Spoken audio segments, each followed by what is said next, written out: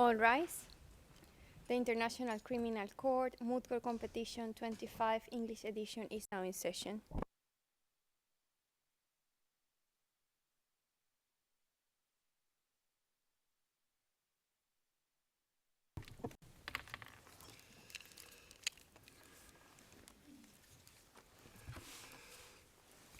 According to the rules of the ICC Moot Court Competition, deliberations were made to assess each of the teams participating.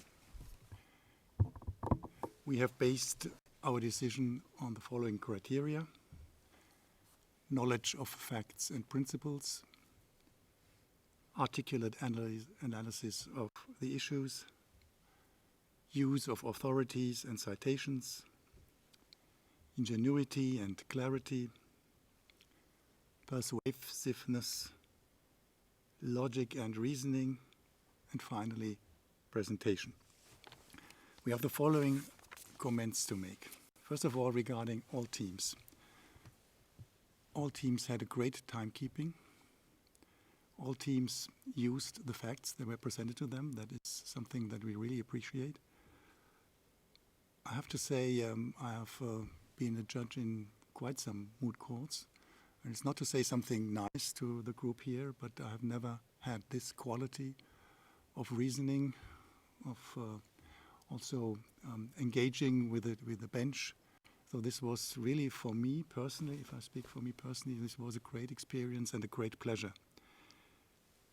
The differences between the teams were marginal, but a decision had to be made, and we will soon hear what the decision is, and I will shortly tell you what the bench thinks about each of the teams, and we will only mention positive things because we owe this to you, because everything you said and did was really, to be honest, I had days in the real courtroom with the real cases where I have to say the legal argument and the quality of the argument was not nearly as good as what I heard today, to put it this way. So with regard to the counsel of the prosecution's team, very good road mapping, good engagement with the bench, and that's specifically a remark by me. You stayed composed when you were asked by my fellow judge difficult and insisting questions. This is not easy then to keep your composure. The common legal representative of the victims showed, and that is very good, that they argued differently from the prosecution. You showed real passion, engagement, spoke without a script, anticipated defense arguments, and also questions from the bench. You responded to them. Your metaphors have been quite evocative, and your rebuttal succinct. Defense team, excellent pace, signposting, incorporated the submissions of all parties and the question by the judges. Rebuttal, again, very succinct. You didn't even use up your time. Eye contact with the chamber, very important. Reference to the jurisprudence of at least parts of the bench here is clever to make this, I have to say. So, and now we come to the final results, so to speak. I will now give the floor to my colleague Yuri Kim to announce the second runner-up. So congratulations to everyone. The second runner-up is the prosecution team, Rheinische Friedrich Wilhelms Universität Bonn. I tried.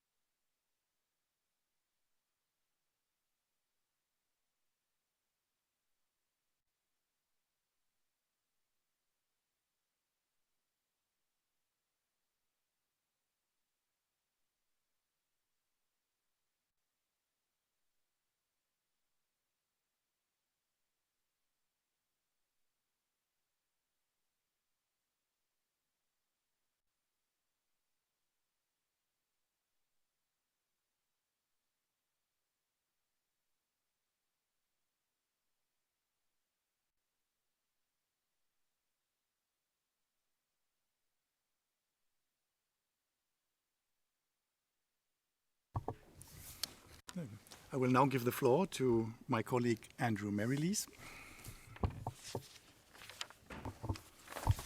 Thank you. Just to echo the words of presiding judge, the quality was extremely high, and this was a very difficult decision to make. But the first runner-up is the victims team.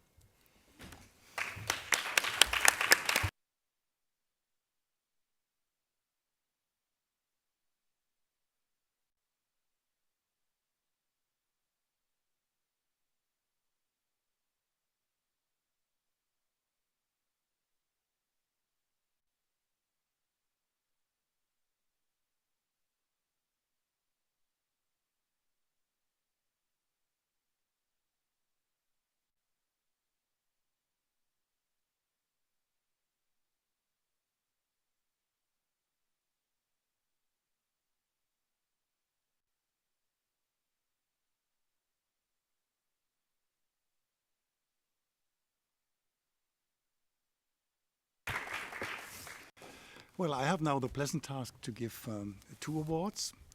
The first is for the winner of the ICC Moot Court Competition 2025, English edition.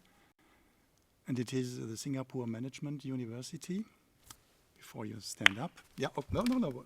We have, and I'm also pleased to announce the best overall speaker. And this is Ms. Nikita Aliana Cordova.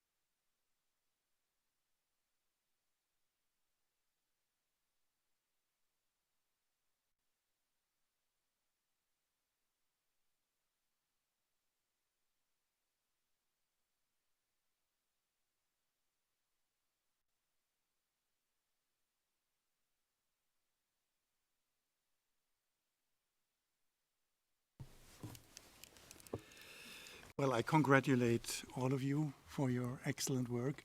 And I've just said it to Ms. Cordova, that each of the speakers could enter any international courtroom or on national courtroom for what it's worth and make a very, very good impression on the bench, whoever is sitting on that bench.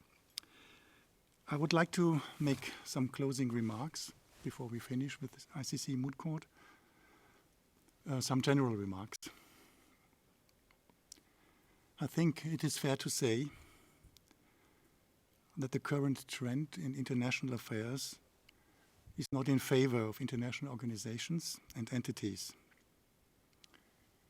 It is not in favor of a global order governed by internationally recognized rules. Nationalism and ruthless enforcement of national interests seem to be predominant. The ICC also strongly feels this general tendency.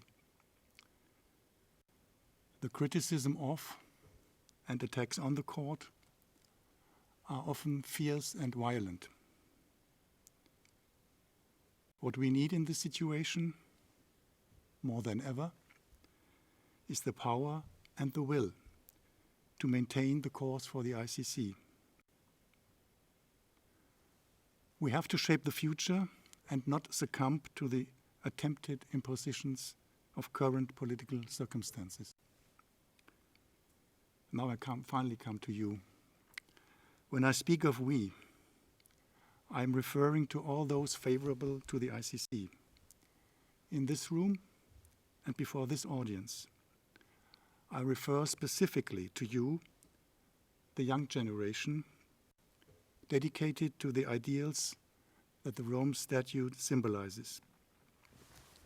Compared to me, you have one advantage, to put it this way. The future belongs to you. But this also entails a moral obligation. You have to be the ones to live and teach the objectives of the Rome Statute in your countries. You have to be the ones who shape the future for the better. We all know that we have a tedious task ahead, even more so in view of the current political climate. But this has always been the case in the history of the court, and it will never be any different in the future. Resistance and setbacks have to be expected. We have come a long way, but the road ahead will also be long.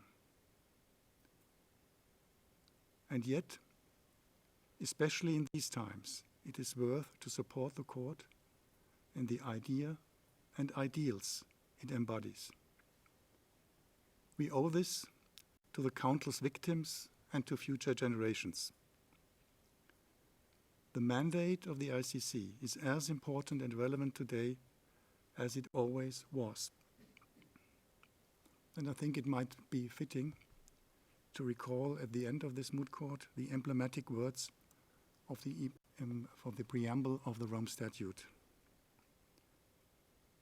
That the most serious crimes of concern to the international community as a whole must not go unpunished, and to guarantee lasting respect for and the enforcement of international justice. The moot court hearing is now closed. All rise.